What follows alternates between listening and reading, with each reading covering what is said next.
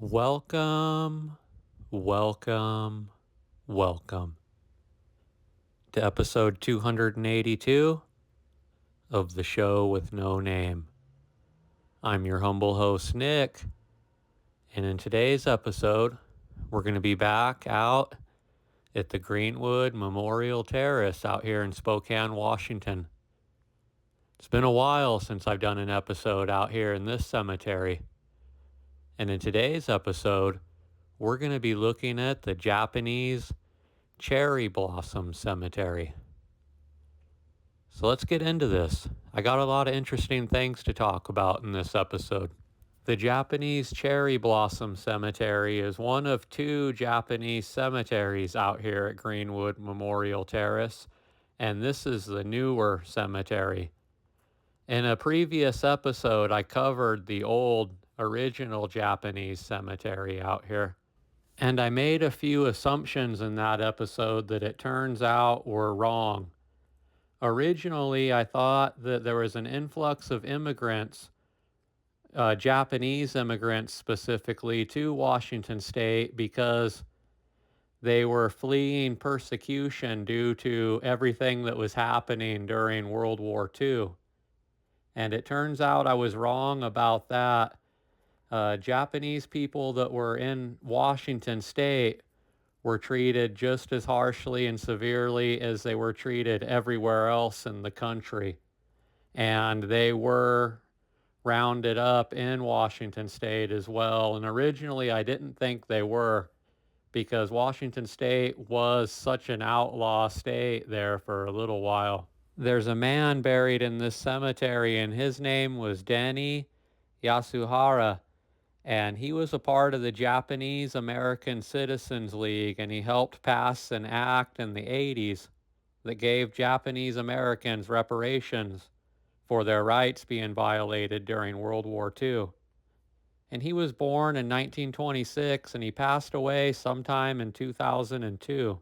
What we're looking at right now is the monument to the 112 Japanese soldiers and their descendants who served in the armed forces in the United States of America, including 15 of whom were killed in action.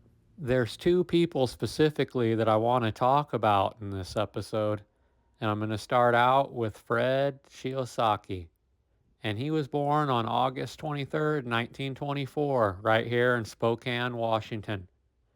And he would pass away in Seattle on April 10th, 2021.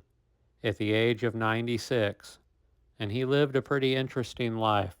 After graduating high school here in Spokane, he started his studies at Gonzaga University. However, when World War II would break out, he would leave his studies against his parents' wishes, and he would volunteer to join the United States Army. He enlisted in the all-Japanese American 442nd Regimental Combat Team. As a member of K Company in the 442nd, Fred and his fellow soldiers fought valiantly in Italy and France. The 442nd, made up of Japanese Americans from Hawaii and the mainland, became one of the most decorated units in American military history.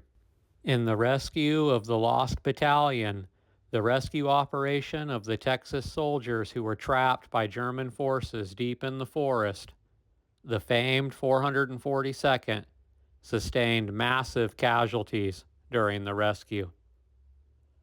Fred was one of only 17 out of 186 K Company soldiers to survive the rescue operation. He was awarded the Bronze Star and the Purple Heart.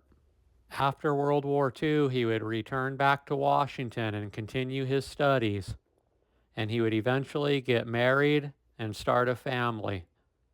In 2011, he was awarded the Congressional Gold Medal for his service in World War II, and he would live out the rest of his days in Washington State.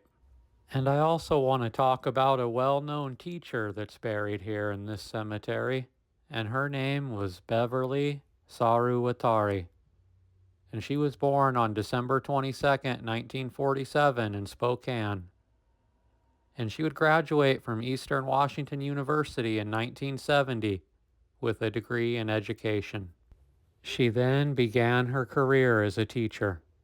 In 1988, while teaching the second grade, she received the District 81 Distinguished Teacher Award.